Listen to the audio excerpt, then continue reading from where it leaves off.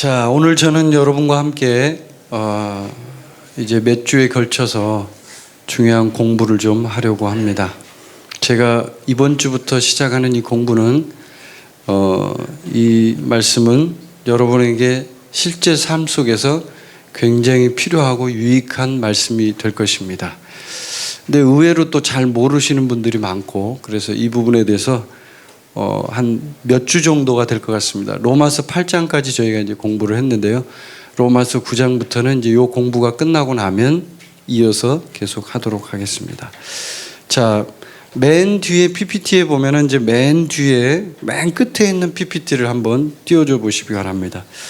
맨 뒤에 PPT에 보면 무슨 말씀이 있냐면 잠언 4장 23절이 있습니다. 여러분 성경으로 찾으셔도 되고 23절만 읽도록 할게요. 그 밑에 이제 킹제임스 버전과 굿뉴스 바이블, 그 다음에 NLT 이렇게 제가 다 거기다 써놨는데 잠언 4장 23절 함께 읽겠습니다.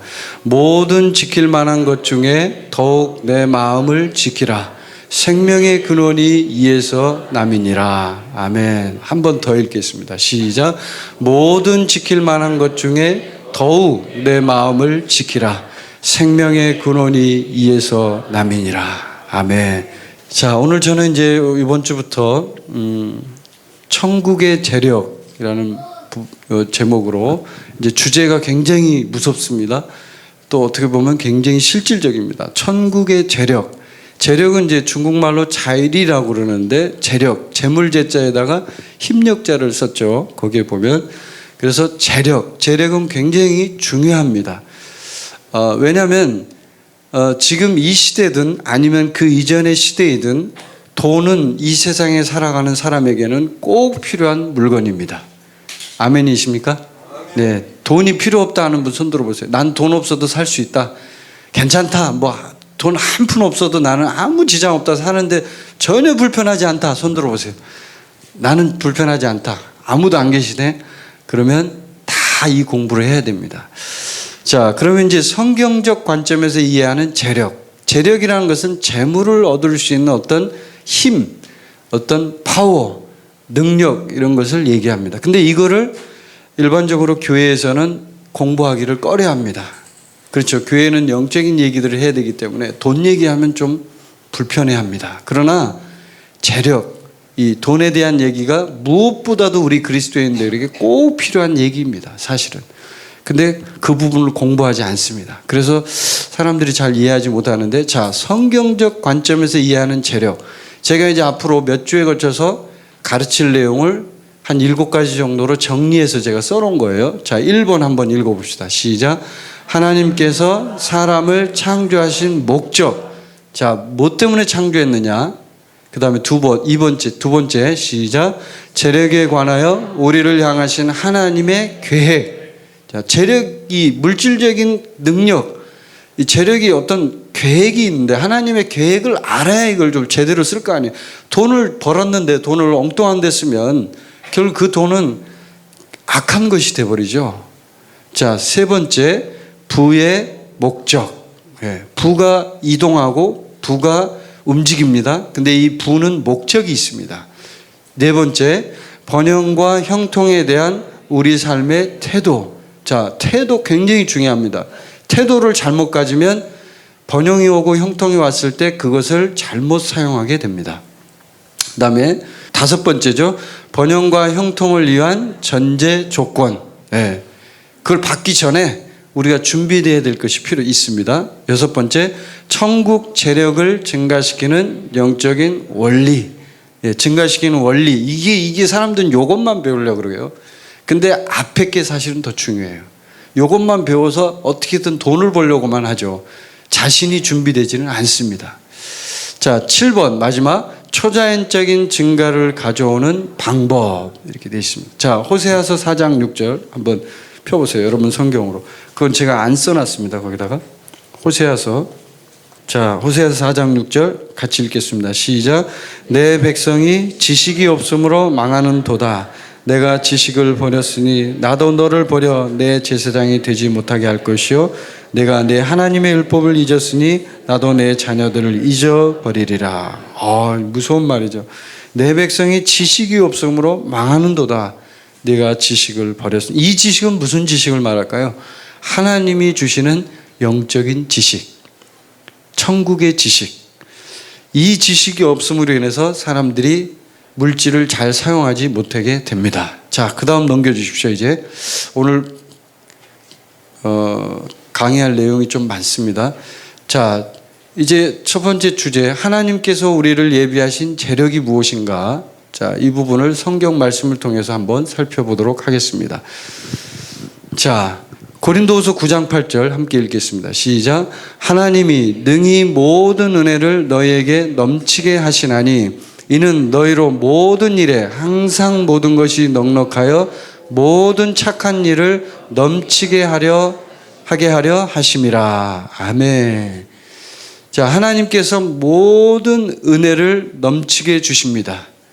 그리고 모든 일에 항상 모든 것이 넉넉하여. 이제 이게 보면은 다른 성경 번역본에는 뭐라고 되어 있냐면 모든 것을 언제나 너희가 필요한 대로 가질 수 있게 하심으로, 이렇게 번역된 성경도 있습니다. 그래서 모든 것을 언제나 너희가 필요한 대로 가질 수 있게 한다.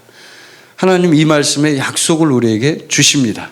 그래서 모든 착한 일, 모든 선한 일을 넘치게 하게 하기 위해서, 그러게 하려고 하나님이 우리에게 물질을 주시는 거예요. 아멘. 예. 예비하신 재력, 하나님이 우리를 위하여 예비하신 재력이 뭔지를 이해해야 되니까. 그냥 무조건 돈만 주는 게 재력입니까?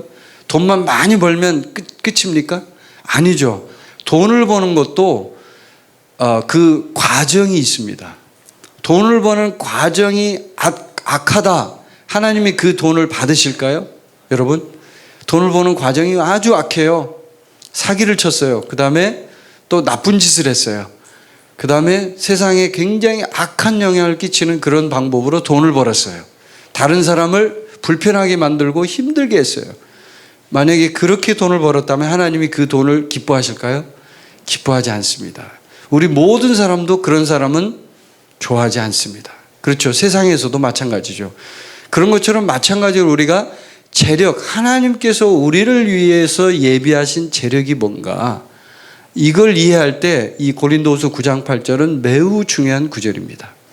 그러니까 모든 선한 일을 하기 위해서 예비를 하는 거지, 선한 일을 안 할 거면 재력이 있어야 돼요, 없어야 돼요?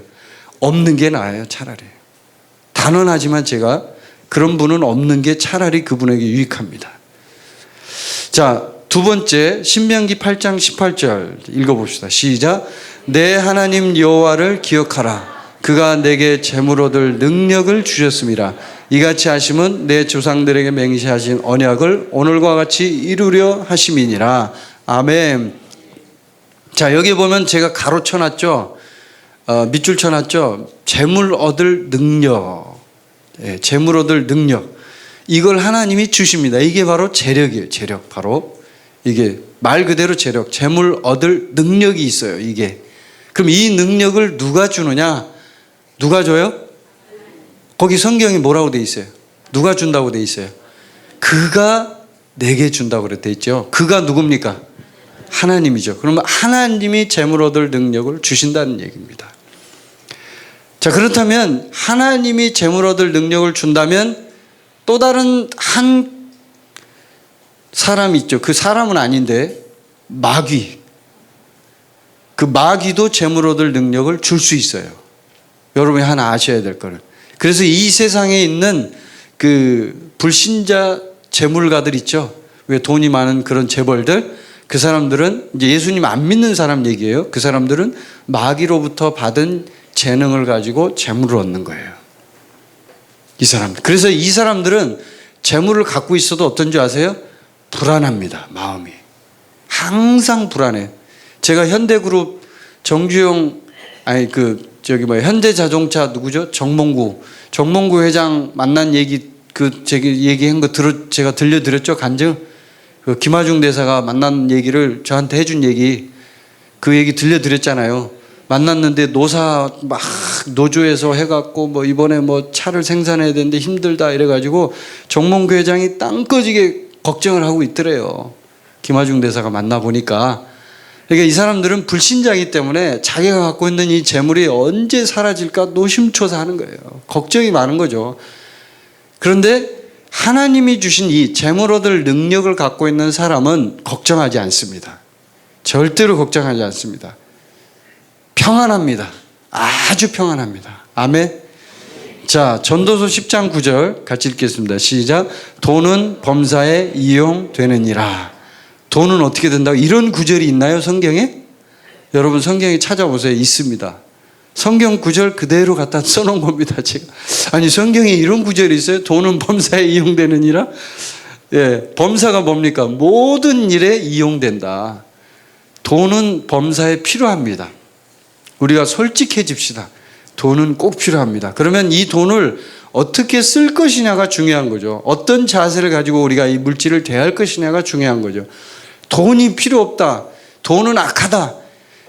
돈을 사랑함이 일만하게 뿌리라 그랬지 돈이 일만하게 뿌리라고 하지 않았습니다. 성경에는 돈을 사랑하는 것이 악한 것이지 돈이 악하다고 성경에 나와 있지 않습니다. 만약에 돈 자체가 악했다면 하나님은 아브라함에게도 부를 주지 않았을 것입니다. 그러나 하나님은 축복하실 때요, 부도 같이 주셔요. 그래서 아주 넘치게 부어주십니다. 막 부어주셔요. 아브라함이 얼마나 부자였는지 여러분이 잘 모르십니다. 아브라함은 그 당시의 족장시대의 최고의 부자였습니다. 최고의 부자였어요. 어마어마한 부자였어요. 자, 그러면 이제 이 재력, 하나님께서 우리를 위하여 예비하신 재력이 무엇인지 이제 살펴봤는데 그 다음 넘겨주십시오. 자, 왕국. 이제부터는 왕국에 대해서 좀 알아야 됩니다. 왜냐하면 자, 이제 하나님이 이런 재력을 주시는데 그럼 이 재력과 왕국이 무슨 상관이 있습니까? 이렇게 얘기할 수 있지만 왕국은 굉장히 이 재력에 있어서 물질과 관련돼서 굉장히 중요한 의미를 갖습니다. 사람들이 그걸 잘 모릅니다. 왜 왕국하고 물질하고 무슨 관계가 있나요? 자, 제가 여러분에게 묻습니다. 한 나라를 통치하는 대통령이 혹은 리더가 가장 중요하게 여기는, 지금 이 시대를 한번 봅시다. 가장 중요하게 여기는 분야가 무엇일까요? 그건 바로 경제입니다. 경제. 지금 이 시대의 대통령이나 리더들은요, 경제 문제를 해결하지 않으면 그 나라의 리더가 될 수 없습니다. 왜요? 국민들이 먹고 사는 문제가 일어나잖아요. 다 원망을 합니다. 옛날에 중국 역사를 제가 연구를 했었어요. 중국에 있을 때 중국 역사를 따로 공부를 제가 했습니다. 근데 그때 이 역사를 쭉 보면 이 리더들과 국가를 통치하는 통치자들과 백성들은 전혀 다른 개념을 갖고 살았습니다. 왜 그러냐면 백성들이 원하는 원함은 무엇이었냐면요, 내 자식들과 가족들이 행복하게 잘 먹고 배부르고 등 따시게 살면 좋겠다, 이것이 소원이었어요, 이 사람들. 근데 이 권력자들은 어떤 소원을 갖고 삽니까? 권력자들은 자기의 명예를 드높이고 자기가 뭔가 이렇게 막 하는 것을 드높이려고 하죠. 그래서 백성들을 괴롭혀요. 전혀 다른 관점으로 삽니다.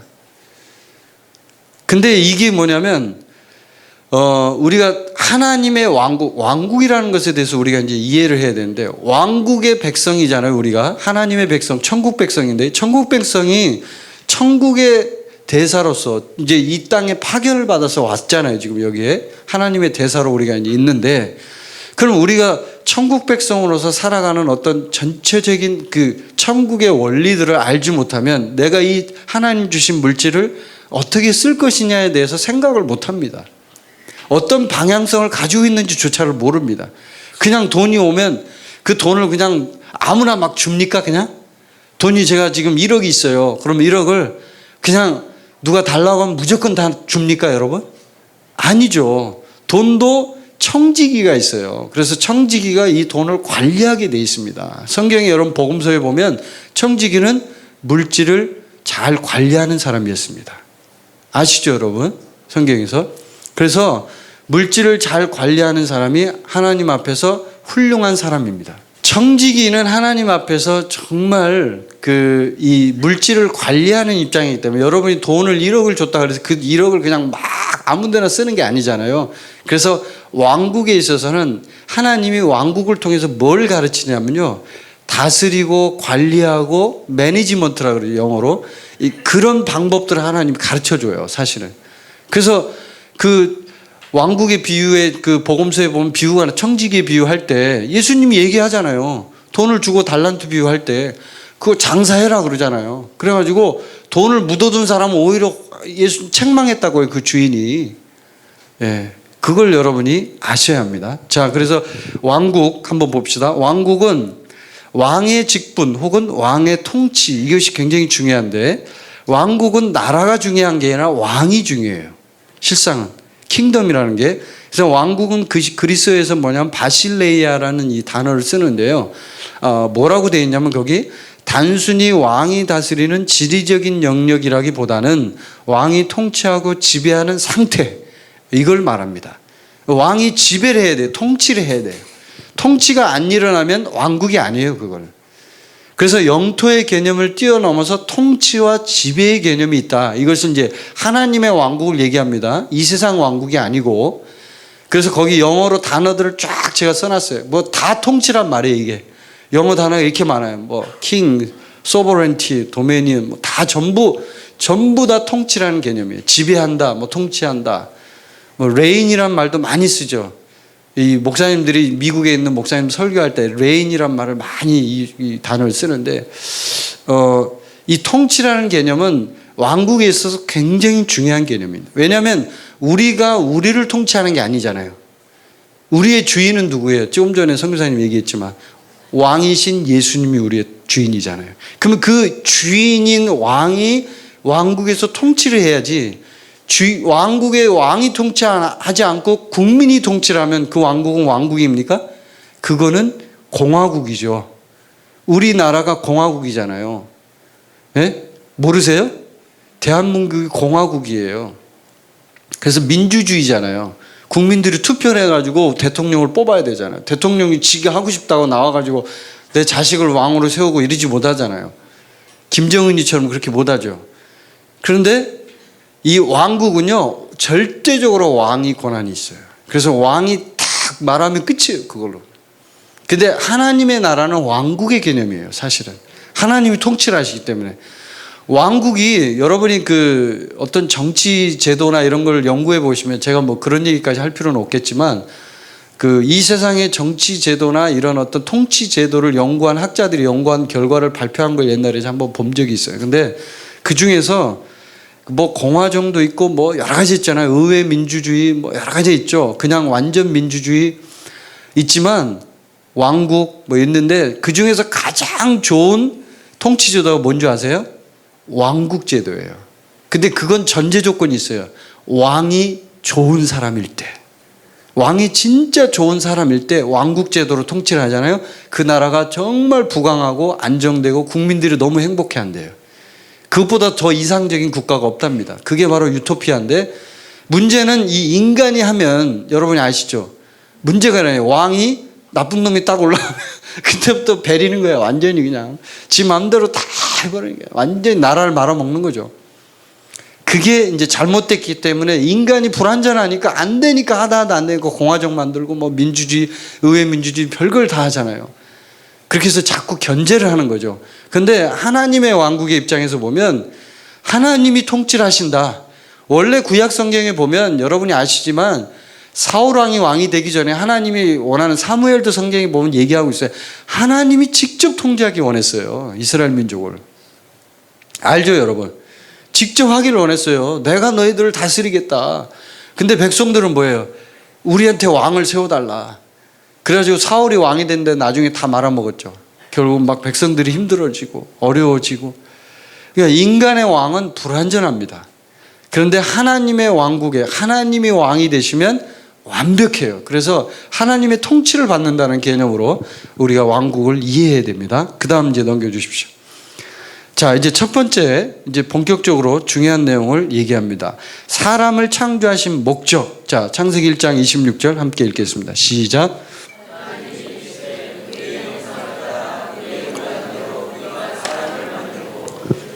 바다의 물고기와 하늘의 새와 가축과 온 땅과 땅에 기는 모든 것을 다스리게 하자 하시고. 아멘. 자, 여기서 제가 다스리게 하자라고 하는 것에 밀주를 이제 제가 쳐놨는데, 예. 하나님은 자신의 형상대로 우리를 만들었습니다. 그리고 우리를 창조하신 목적이 나와요. 우리를 어떻게 뭐 하게 하려고요? 여기 보면 온 땅의 모든 것을 다스리게 하려고. 첫 번째, 다스리게 하려고. 우리를 통해서. 우리가 본래 받은 사명은 뭐냐면 다스림이에요. 다스림은 다른 말로 하면 관리예요, 관리. 관리를 잘해라 이거예요. 청지기 역할. 그래서 사람을 창조하신 목적이 그래요. 1장 28절 마찬가지입니다. 읽어보겠습니다. 시작. 하나님이 그들에게 복을 주시며 하나님이 그들에게 이르시되 생육하고 번성하여 땅에 충만하라. 땅을 정복하라. 바다의 물고기와 하늘의 새와 땅에 움직이는 모든 생물을 다스리라. 여기도 나오죠. 땅을 정복하라. 인간에게 주신 고유의 목적, 정복하고 다스리는 겁니다. 하나님과의 교제도 물론 있지만 그게 주 목적이에요. 다스리고 정복하고 그걸 이제 하기를 원하셨던 거죠. 자, 이건 이제 쉽죠. 굉장히. 근데 우리가 그걸 잘 합니까? 못합니까? 잘 못하죠. 정복하고 다스려야 되는데 오히려 세상에게 먹히죠. 내가 세상을 정복해야 되는데 거꾸로 세상이 나를 정복해. 정복을 당해요. 그래가지고 세상에 있는 모든 것들이 자기를 공격하면 다 당해가지고 완전히 점령 먹혀가지고 마귀한테. 그러죠? 예. 자, 두 번째 넘겨주십시오. 아담이 잃어버린 것. 자, 누가복음 4장 5절 6절. 이 구절은 굉장히 중요한 구절입니다. 함께 읽겠습니다. 시작.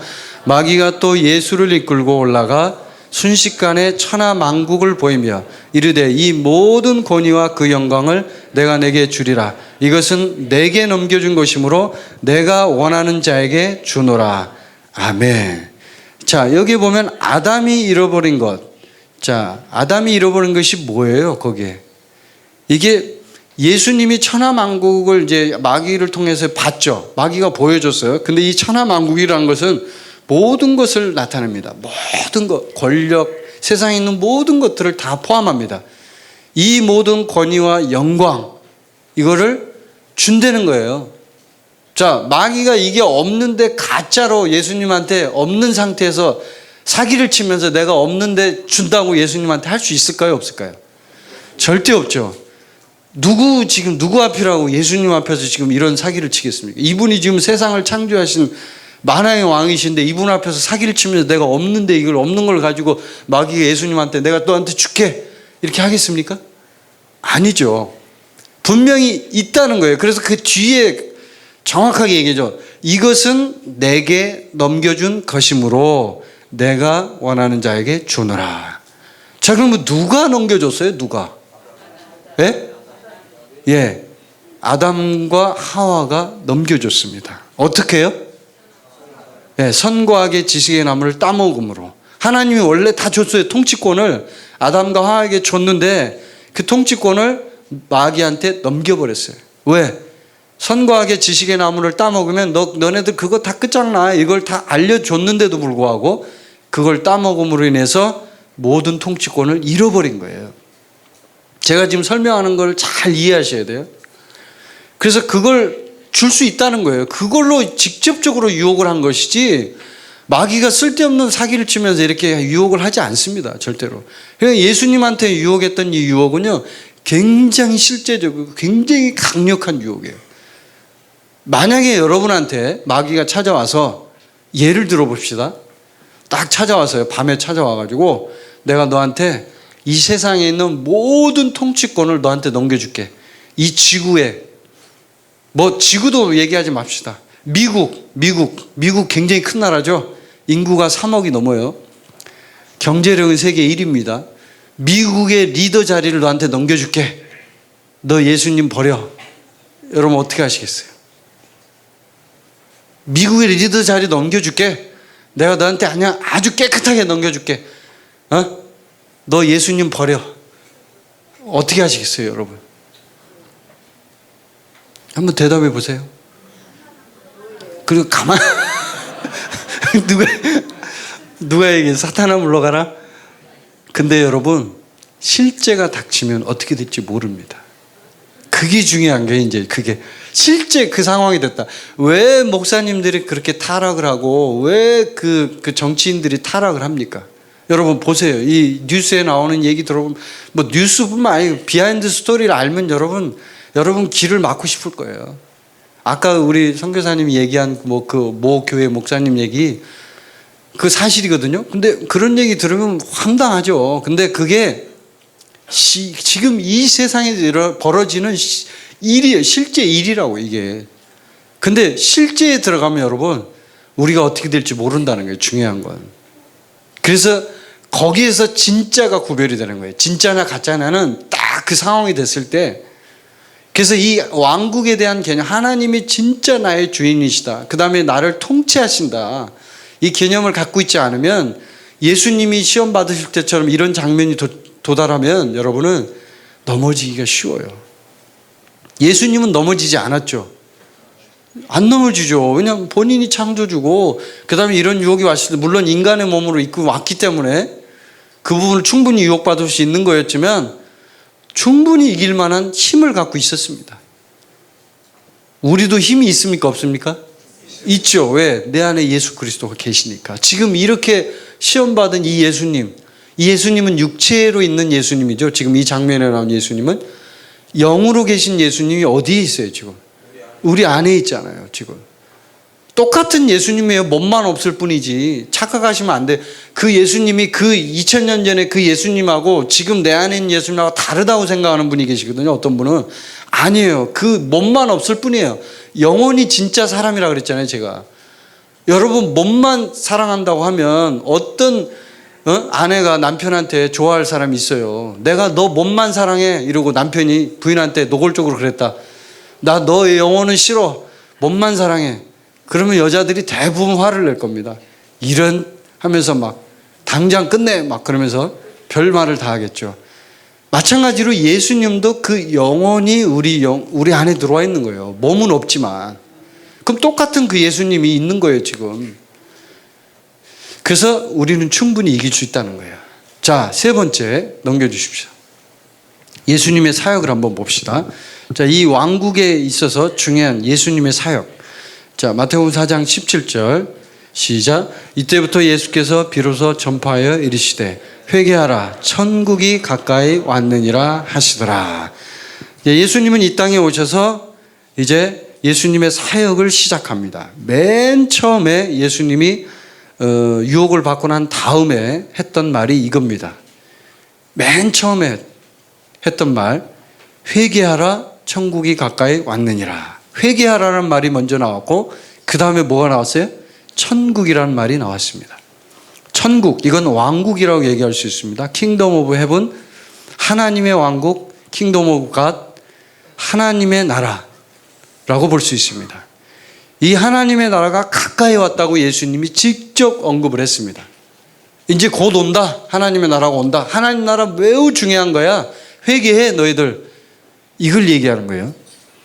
성경에 보면요, 교회라는 단어는 딱 한 번밖에 복음서에서 얘기해요. 딱 한 번밖에 쓰이지 않았지만 하나님의 나라라는 말은 복음서에 보면 100번 이상 사용이 되어 있습니다. 굉장히 많이 씁니다. 그만큼 중요한 거예요. 예수님 볼 때 이 하나님의 나라는. 자, 누가복음 4장 43절 시작. 예수께서 이르시되 내가 다른 동네들에서도 하나님의 나라 복음을 전하여야 하리니 나는 이 일을 위해 보내심을 받았노라 하시고, 예수님이 어떤 일을 위해 보내심을 받았다고요? 하나님 나라의 복음을 전하는 사명. 그 하나님 나라의 복음이 뭐냐 이거죠. 하나님 나라의 복음은 예수님을 통해서 우리가 지금 받은 복음 있죠. 그 복음이에요. 똑같은 복음. 하나님 나라의 복음이. 근데 그 복음이 그 복음 속에 포함되어 있는 이 하나님의 나라라고 하는 개념이 뭐냐면 우리를 통해서 하나님이 통치하시는 개념을 갖고 있어요. 아까 통치라는 말을 보셨죠? 근데 예수님이 하나님이 이 땅을 통치하시는데 그러면 직접 하나님이 이 땅에 내려와서 통치를 하시나요? 아니죠. 우리를 통해서 통치를 해야 될 거 아니에요.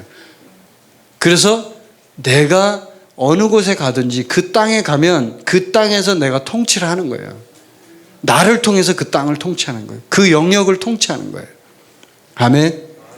내가 어디에 있든지 이제 그걸 이제 이해하셔야 됩니다. 자, 사도행전 1장 3절 읽어보겠습니다. 시작.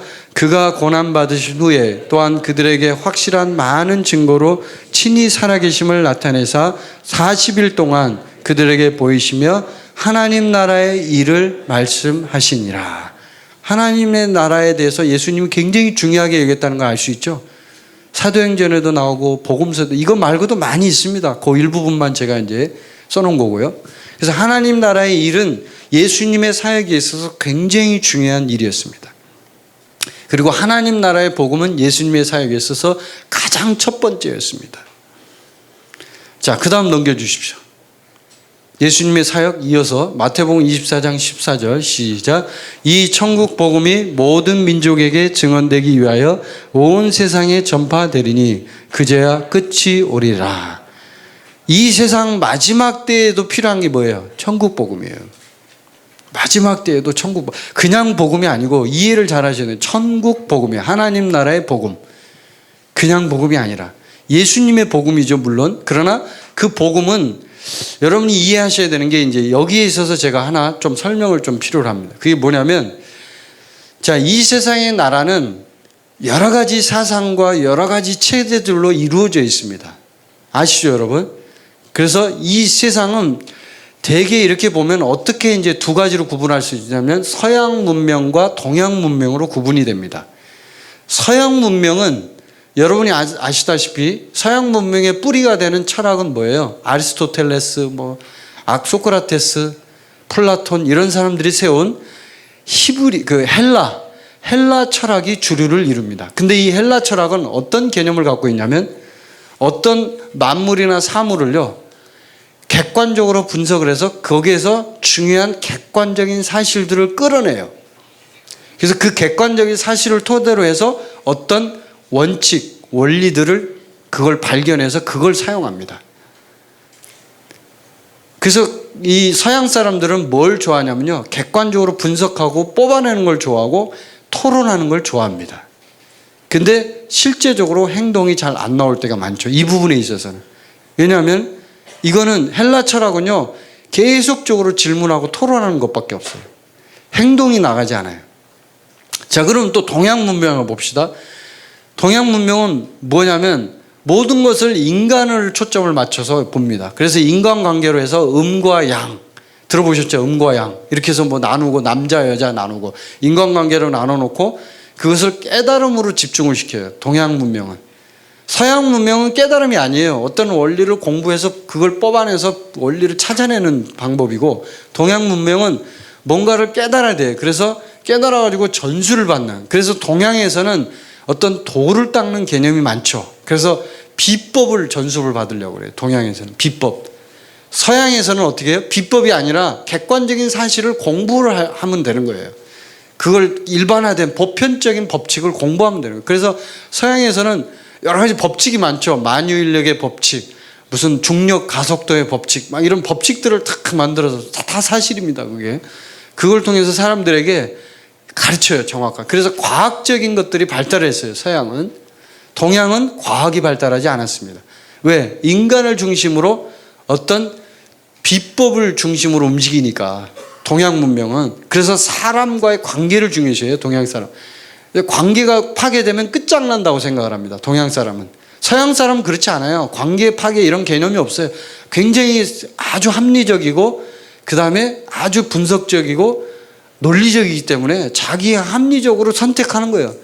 여러분 대표적으로 보면 여러분이 알 수 있는 게 뭐냐면 서양에 가면요. 우리 한국하고 아주 다른 문화가 하나 있어요. 그게 뭐냐면 서양 사람들은 옷을 입는데 절대로 남의 눈치 안 봐요. 그래서 오히려 이상해. 막 잠옷 같은 옷을 입고 밖에 돌아다니고 쓰리바를 신고 밖에 돌아다니고 머리를 막 이렇게 하고 돌아다녀도 아무렇지 않게 생각하고 돌아다녀요. 서양 사람들. 보셨죠, 여러분? 해외여행 가신 분 보셨죠? 막 쓰레빠 같은 거 이상한 막 여기에 하얀 거 묻은 거 바지 입고 막 그냥 막 돌아다니고. 근데 한국 사람 어때요? 동양 사람은 옷을 잘 차려입고 그 다음에 머리 손질하고 이렇게 해야지만 되는 줄 알아요. 왜? 인간관계를 중요시하니까. 저 사람이 나를 볼 때 어떻게 볼까? 이게 중요하거든요. 그래서 한국에서는 굉장히 예의를 중요시 여기잖아요. 이 동양 문명과 서양 문명의 결정적인 차이예요. 그런데 하나님의 왕국은 어떠냐 이거예요. 예수님의 왕국, 그건 어떠냐 이거예요. 예수님의 왕국은 이거하고 전혀 관계없어요. 서양 문명도 아니고 동양 문명도 아니에요. 뭐냐? 하나님의 나라는 움직임인 거예요. 움직여. 하나님의 나라의 특징은 뭐냐면 죽어있지 않아요.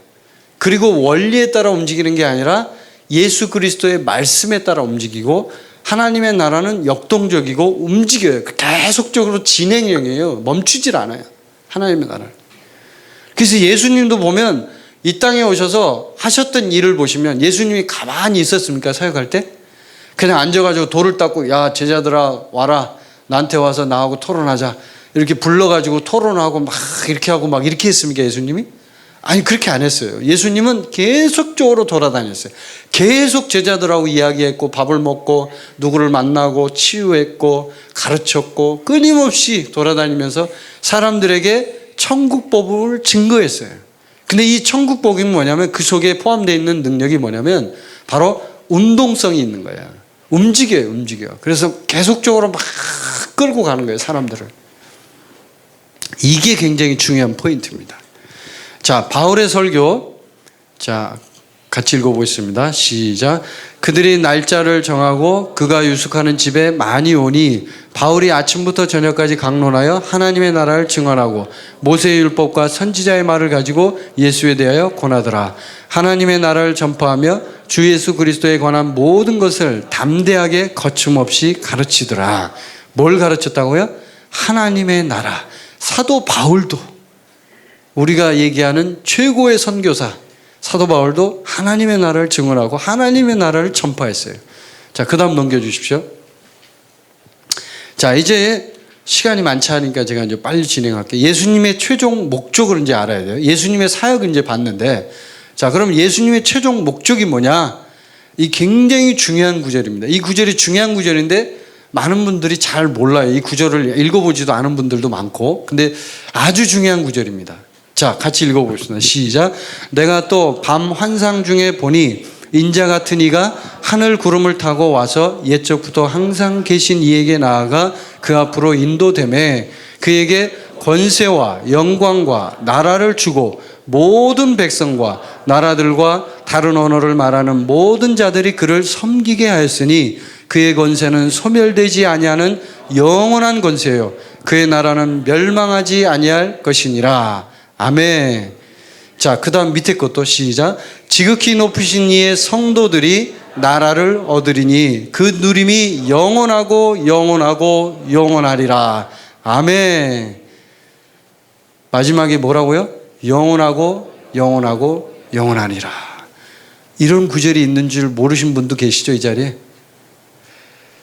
이게 뭐냐면 예수님의 최종 목적을 다니엘을 통해서 직접 보여주신 거예요. 이게 뭐냐면 인자 같은 이가 예수님이거든요. 예수님이 지금 하나님으로부터 권세와 영광과 나라 모든 것들을 다 받았어요. 그래서 모든 백성이 이제 예수 그리스도를 섬겨야 되는데 그 예수님이 이제 이 성도들에게 지극히 높으신 이의 성도들이 뭘 얻어요?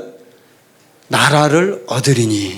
이 나라가 바로 하나님의 나라예요. 이게 바로 하나님의 나라를 주신다는 거예요. 그리고 얻는다는 거예요. 그 하나님의 나라가 우리에게 임하면 이제 예수님의 최종 목적이 바로 이걸 원하는 거예요. 우리를 구원해가지고 그럼 예수님 믿게 해가지고 아, 천국 가면 그냥 끝이야. 너는 이 땅에서 아무것도 할 게 없어. 그냥 천국만 가면 돼. 대충 살다가 가. 이게 아니라 예수님의 최종 목적은 결국은 하나님의 나라를 여러분을 통해서 이 땅에 가져오려고 하는 거죠. 아멘. 가져오려고 하는 거예요. 최종 목적이에요. 나라를 여러분에게 줬다는 거죠. 우리에게, 저와 여러분에게. 근데 그 나라 안에 권세와 영광과 하나님이 주신 그 능력, 그것까지 다 포함되어 있는 거예요. 다 들어있는 거예요. 그걸 그냥 줘가지고 그걸 통해서 우리가 이 땅에서 마음껏 통치하도록, 그 통치 속에 바로 재력이 들어가 있는 거예요. 재력. 건강도 있지만 재력, 한 분야에 이게 물질을, 재물을 얻을 수 있는 능력을 주시겠다는 거예요. 하나님이. 분명히 성경을 통해서 우리가 앞에 봤죠. 그러면 그 재물을 얻을 능력을 우리가 끌어당겨서 써야 돼요? 안 써야 돼요? 써야 되는 거예요. 우리가 하나님의 나라의 일을 하려면 써야 되는데 안 쓰는 거죠, 사람들이. 어떻게 된지도 모르고. 자, 그럼 그 다음 넘겨주십시오. 자, 예수님의 최종 목적 뒤에 있는 요거는 이제 더 참고 구절로 우리가 읽어보면 됩니다. 시작. 그때 임금이 그 오른편에 있는 자들에게 이르시되 내 아버지께 복받을 자들이여 나와 창세로부터 너희를 위하여 예비된 나라를 상속받으라. 나라. 여기 또 나오죠. 나라. 자, 누가복음 12장 시작. 적은 무리여 무서워 말라. 너희 아버지께서 그 나라를 너희에게 주시기를 기뻐하시느니라. 나라를 주시기를 어떻게 한다고요? 기뻐하신다. 기뻐하신다. 막 억지로 주는 게 아니라 기뻐하신다. 주고 싶다. 하나님의 나라를. 이게 예수님의 최종 목적이에요. 근데 이 최종 목적을 이해하지 못하면 내가 왜 돈을 벌지? 내가 왜 이 땅에 살지? 내가 왜 이 땅에 숨쉬고 있지? 내가 왜 이런 일을 하고 있지? 이해하지 못합니다. 여러분이 무슨 직업을 갖고 지금 일을 하고 있든지 지금 일하고 있는 그곳이 바로 하나님의 나라입니다. 아멘. 하나님이 있게 하신 그 자리, 그곳에서 하나님의 나라가 임하게 해야 돼요. 통치가 임해야 돼요. 아까 왕국이 뭐라 그랬어요? 통치라 그랬잖아요. 지배한다 그랬잖아요. 여러분이 지배당하면 안 돼요. 거꾸로. 여러분이 지배해야 돼요. 여러분이 통치해야 되고 여러분이 다스려야 돼요. 이 세상을. 아멘. 근데 여기서 이제 하나님은 굉장히 우리에게 그 나라를 주시기를 기뻐하시고요. 그걸 주려고 어떻게든 주려고 하는 거예요. 근데 주려고 하는데 우리가 잘 몰라. 혹은 아는데 안 쓰려고 해. 왜? 우리가 잘못된 태도를 갖고 있으니까. 그걸 줘서 좀 마음껏 써서 니네가 좀 활용하라고 하고 싶은데 안 하는 거죠. 자, 그 다음 넘겨주십시오. 자, 에베소서 1장 21, 23절 읽겠습니다. 시작. 모든 통치와 권세와 능력과 주권과 이 세상뿐 아니라 오는 세상에 일컫는 모든 이름 위에 뛰어나게 하시고 또 만물을 그의 발 아래 복종하게 하시고 그를 만물 위에 교회의 머리로 삼으셨느니라. 아멘. 아멘. 교회는 그의 몸이니 만물 안에서 만물을 충만하게 하시는 이의 충만함이니라. 자, 예수님의 최종 목적 중에 하나님의 나라, 그 하나님의 나라를 가져오게 하는 중요한 사람들이 있는데 그 사람들이 누구냐면 바로 교회입니다. 교회. 여기 이제 교회를 얘기하죠. 교회는 뭡니까? 예배당이에요? 건물이 교회예요? 여러분? 교회는 예수 그리스도를 믿는 자들의 공동체가 교회입니다. 아멘. 교회를 지금도 이해하지 못하는 분은 없죠, 이 자리에. 교회는 바로 우리 믿는 자입니다.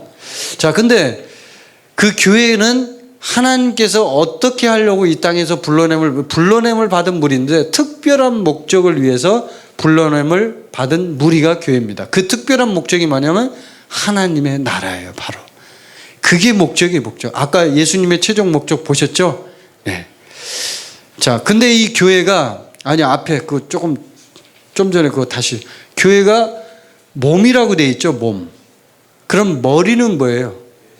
머리는 예수 그리스도예요. 그리고 그 교회라는 몸을 통해서 만물을 충만하게 하신다 이거예요. 그러니까 만물을 다스리는 의미를 여기에 다 포함되어 있는 거예요. 이게 이 자체가. 만물을 충만하게 해야 되는데 만물이 충만하지 못해요. 왜? 피조물이 고대하는 게 뭐예요? 아들들이 나타나는 거예요. 그래서 그걸 지금 고대하고 있는데 그걸 잘 못 봤던 거죠. 아직까지. 자, 그 다음 넘겨주십시오. 자, 사도행전 1장 4절 시작. 사도와 함께 모이사 그들에게 분부하여 이르시되 예루살렘을 떠나지 말고 내게서 들은 바 아버지께서 약속하신 것을 기다리라. 아멘. 이건 무슨 구절이에요? 여러분, 사도행전에 나오는 아버지께서 약속하신 것을 기다리라 할 때 이 아버지께서 약속하신 것, 이게 바로 예수님의 최종 목적을 얘기하는 거겠죠. 아버지께서 약속하신 것이 뭐예요? 여기서 지금 말하는 건 성령이죠. 근데 그 성령이 우리에게 하고자 하는 마지막 최종 목적이 뭐예요? 바로 하나님의 나라예요. 예수님이 복음서에서 계속적으로 언급하는 것, 끊임없이 얘기해요. 하나님의 나라, 천국 계속적으로 얘기합니다. 예수님. 성령을 통해서 그 일을 이루고자 하는 거예요. 자, 이사야서 9장 6절 같이 읽어보겠습니다. 시작. 이는 한 아기가 우리에게 낳고 한 아들을 우리에게 주신 바 되었는데 그의 어깨에는 정사를 메었고 그의 이름은 기묘자라 모사라 전능하신 하나님이라 영존하시는 아버지라 평강의 왕이라 할 것임이라. 아멘. 아멘. 이 말씀 굉장히 참 여러분이 많이 읽었던 말씀이고 참 좋은 말씀입니다. 하나님께서 그 능력을 예수 그리스도에게 주셨죠. 그리고 그 능력을 예수님은 또 누구에게 줬어요? 교회에게 주셨습니다. 거기 보면 예수님에 대한 묘사가 나오는데 그의 어깨에 정사가 있다. 이 정사가 뭐냐면 아까 말하는 통치의 개념으로 할 때 말하는 그 단어예요. 이게 정사. 이 세상의 모든 것들을 다스릴 수 있는 능력. 그 능력. 그거예요. 그 능력을 하나님께서 우리 교회에게 주신 것이죠. 교회에게. 그래서 도미니언이라는 단어가 있는데 이 단어가 이제 통치, 지배하다 이런 개념으로 쓰이는데 바로 정사가 영어 성경에는 그렇게 되어 있습니다. 그래서 예수님의 최종 목적은 분명하죠. 우리를 통해서 이 땅에서 이 재물에 대한 얘기를 하는데 왜 이 얘기를 하냐면 바로 이런 개념들을 이해하지 못하고 재물을 얻으면 재물을 잘못 쓰기 때문에 그런 거예요. 자, 그 다음 넘겨주십시오. 자, 그러면 이 왕국에 어떻게 들어가는가? 이거는 이제 쉽습니다. 자, 읽어보겠습니다. 시작. 예수께서 대답하여 이르시되 진실로 진실로 내게 이르노니 사람이 거듭나지 아니하면 하나님의 나라를 볼 수 없느니라. 여기도 하나님의 나라가 나오죠. 자, 밑에까지 읽어보겠습니다. 시작. 니고데모가 이르되 사람이 늙으면 어떻게 날 수 있사옵나이까? 두 번째 모태에 들어갔다가 날 수 있사옵나이까? 예수께서 대답하시되 진실로 진실로 내게 이르노니 사람이 물과 성령으로 나지 아니하면 하나님의 나라에 들어갈 수 없느니라. 아멘. 또 나오죠. 하나님의 나라가. 하나님의 나라 어떻게 들어가요? 여러분? 물과 성령으로 거듭나면 들어갑니다. 여러분 거듭나셨습니까? 네. 거듭나셨습니까? 대답 안 하시는 분들은 안 나신 분들인가요? 네, 거듭나야만 들어갑니다. 교회를 다닌다고 들어가는 게 아니에요. 여러분이 회개를 100번 한다고 들어가는 게 아니에요. 거듭나야 돼요. 다시 태어나야 돼요. born again 이라는 말이거든요. 이게 다시 태어나야 돼요. 영의 세계에서 다시 태어나야 돼요. 다시 태어나면 하나님 나라에 들어갈 수 있어요. 아멘. 예. 자, 그 다음 넘겨주십시오. 이건 제가 설명 더 하지 않겠습니다. 자, 골로새 1장 13절 시작. 그가 우리를 흑암의 권세에서 건져내사 그의 사랑의 아들의 나라로 옮기셨으니. 흑암의 권세에서 옮겨졌죠. 누구의 나라로? 하나님의 아들의 나라, 예수님의 나라로 옮겨졌어요. 우리가. 그러니까 그 나라는 왕국이에요. 민주주의가 아닙니다. 공화국도 아닙니다. 그 나라는 왕국입니다. 그 왕국의 왕은 누굽니까? 예수님입니다. 그래서 우리가 옮겨졌기 때문에 이제는 더 이상 이 땅에 있는 소속의 사람이 아니에요. 우리는 하나님 나라 천국 백성이에요. 아멘. 근데 그걸 망각을 합니다. 항상 내가 한국 백성이지 왜 천국 백성이냐 이렇게. 한국은요 임시로 있는 거예요. 지금 임시로 우리가 이 땅에 있을 동안만 있는 거예요. 다시 가야 돼요. 그 땅으로. 우리 본국으로 돌아가야 돼요. 얼마나 기뻐요. 아멘. 기쁘죠. 이 땅에서 살다가 그냥 끝나는 지옥으로 가야만 하는 이 불쌍한 백성들은 얼마나 많습니까? 정말 불쌍하죠. 자, 사도행전 1장 8절 시작. 오직 성령이 너에게 임하시면 너희가 권능을 받고 예루살렘과 온 유대와 사마리아와 땅끝까지 이르러 내 증인이 되리라 하시니라. 우리가 권능을 받았습니까? 안 받았습니까? 받았죠. 이미 성령을 받았으니까. 성령이 너에게 임하시면이라고 했으니까. 성령이 임했습니까 여러분? 예, 임했으면 받은 거죠. 자, 마태복음 12장 28절 시작. 그러나 내가 하나님의 성령을 힘입어 귀신을 쫓아내는 것이면 하나님의 나라가 이미 너희에게 임하였느니라. 자, 이 하나님의 나라가 어디에 있다고요? 내 안에. 예, 쉽게 여기 설명하죠. 내가 하나님의 나라에 들어가 예수님을 영접하고 거듭났다면 이미 나는 하나님 나라에 들어간 것이고 또한 그 하나님의 나라가 내 속에 들어와 있다는 거예요. 자, 그 다음 넘겨주십시오. 자, 그러면 이제 우리 삶의 우선순위 이제 거의 끝나갑니다. 우리 삶의 우선순위를 봐야죠. 마태복음 6장 33절 우리가 큰 소리로 함께 읽겠습니다. 시작. 그런즉 너희는 먼저 그의 나라와 그의 의를 구하라. 그리하면 이 모든 것을 너희에게 더하시리라. 아멘. 이번에 그 CBMC 주제가 이거를 했더라고요. 우리 김영성 감독님이 이걸 그 방송에서 혹시 보셨어요, 여러분? CBMC 영상을 이렇게 저희가 뭐 카톡에다 보내주고 막 그러던데 거기 보면 애들이 막 이거 하잖아요. 너희는 먼저 그의 나라와 그의 의를 구하라. 자, 그의 나라가 뭐예요? 이게 바로 지금 우리가 말하는 하나님의 나라잖아요. 하나님의 나라. 하나님의 나라를 먼저 구하라 이거예요. 그게 가장 중요하다는 거예요. 예수님이 얼마나 중요했으면 계속적으로 강조하는, 끊임없이 얘기하는 거예요. 하나님의 나라를 계속 회개하라, 천국이 가까이 왔느니라 이 말을 해놓고 그 뒤에도 계속 얘기합니다. 반복적으로. 먼저 하나님의 나라를 구해. 그러면 내가 다 채워줄게. 아멘. 하나님의 나라의 일을 하는 것은 우리에게 있어서 굉장히 중요한 일입니다. 자, 마태복음 4장 17절 시작.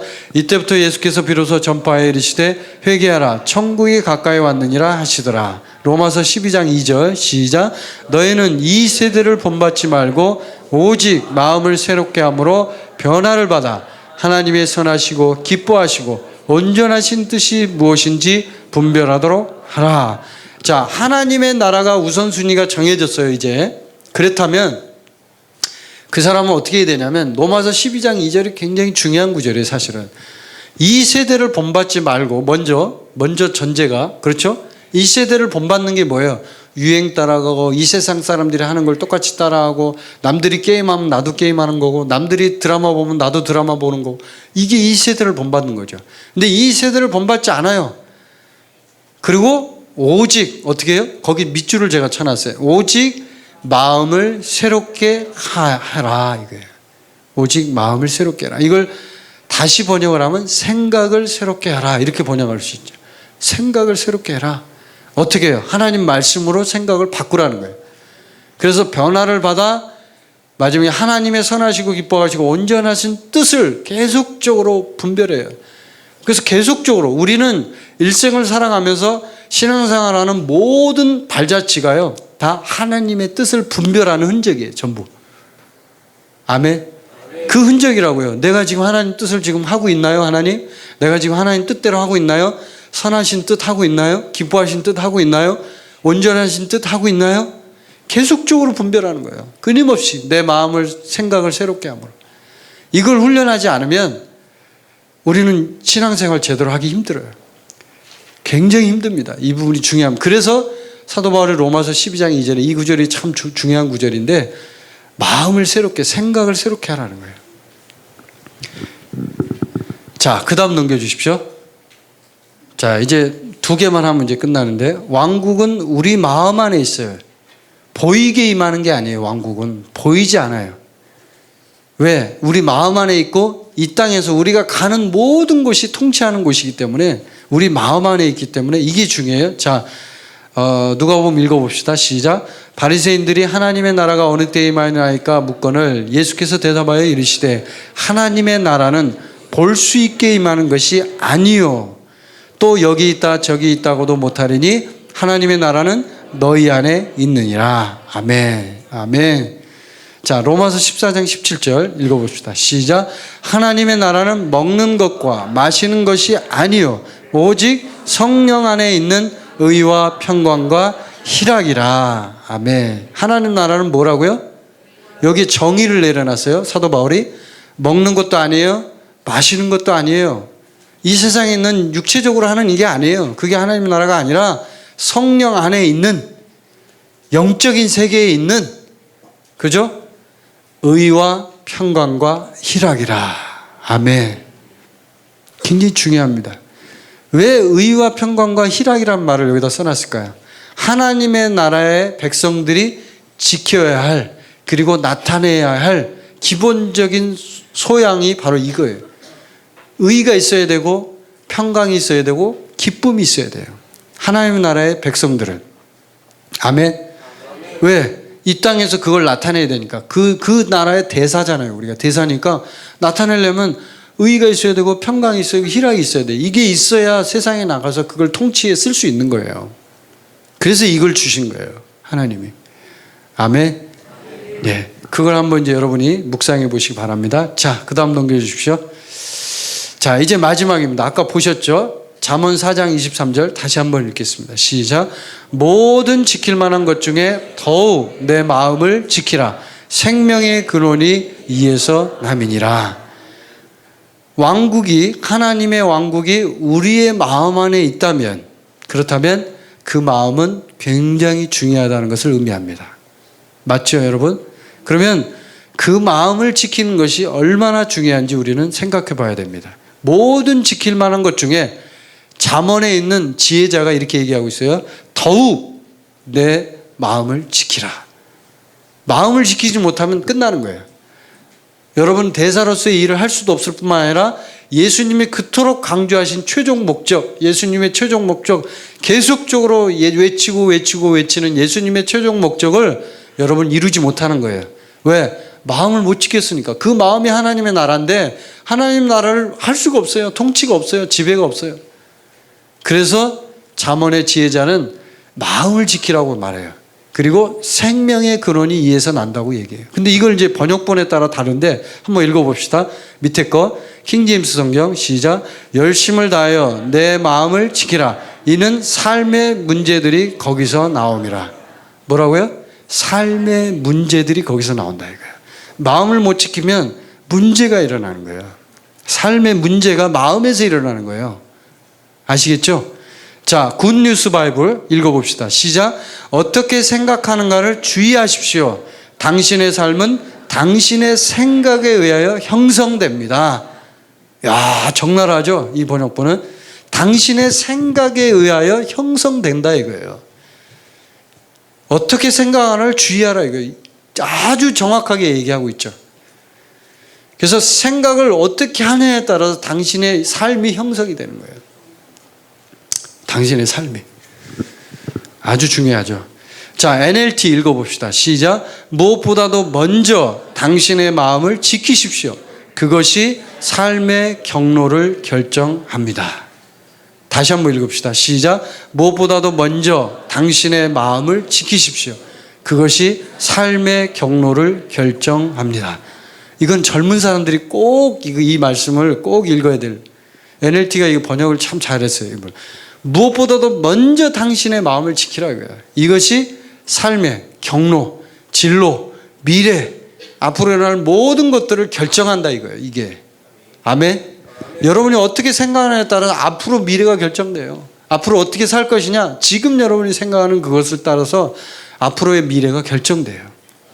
그래서 이 마음을 지키라고 하는 거예요. 이 마음을 잘 지키게 되면, 이 마음을 잘 다스리고 생각을 잘하게 되면 어떻게 돼요? 나중에 이제 여러분이 하나님의 나라를 통치를 가져올 때 굉장히 강해집니다. 결국은 손선미 선교사가 우리보다 뛰어나고 잘하는 게 뭐냐면 바로 이걸 잘하는 거죠. 마음을 잘 지키는 거예요. 마음을 잘 지키고 생각을 잘 정리하니까 믿음이 강력해지고 어떤 것에도 굴하지 않는 강력한 파워가 나오는 거예요. 어떤 사람이 와서 칼을 들고 이렇게 해라 해도 안 할 수 있는 그런 믿음과 담대함이 나오는 거예요. 아멘? 그게 필요한 거예요. 요즘 시대는. 그게 없으면 누가 와서 이렇게 한마디 하면 이렇게 하고 그렇게 되겠죠.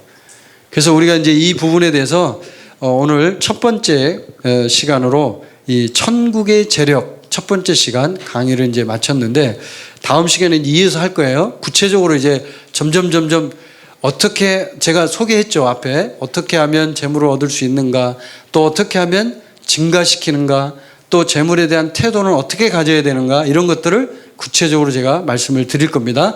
그래서 이제 다음 주에 또 공부하시면 되겠습니다. 자, 함께 우리 기도하시겠습니다. 자, 함께 기도하실 때 우리가 우리 자신 한번 잠깐 살펴보고, 우리 안에 있는 내 마음 안에 하나님의 나라가 있다고 우리 오늘 공부를 했는데, 그렇다면 내 마음이 지금 어떤 상태인가?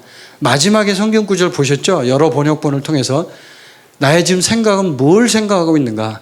내가 근심 걱정만 하고 내가 하나님의 나라 생각하지 않고 하나님의 나라를 먼저 구하라고 했는데 내가 그걸 하지 않고 뭐 다른 거 생각하는 게 있는 건 아닌가. 우리 다시 한번 점검하시고 우리 하나님 앞에 나의 우선순위를 다시 한번 새롭게 하는 그런 시간이 되기를 바랍니다. 우리 함께 기도하시겠습니다.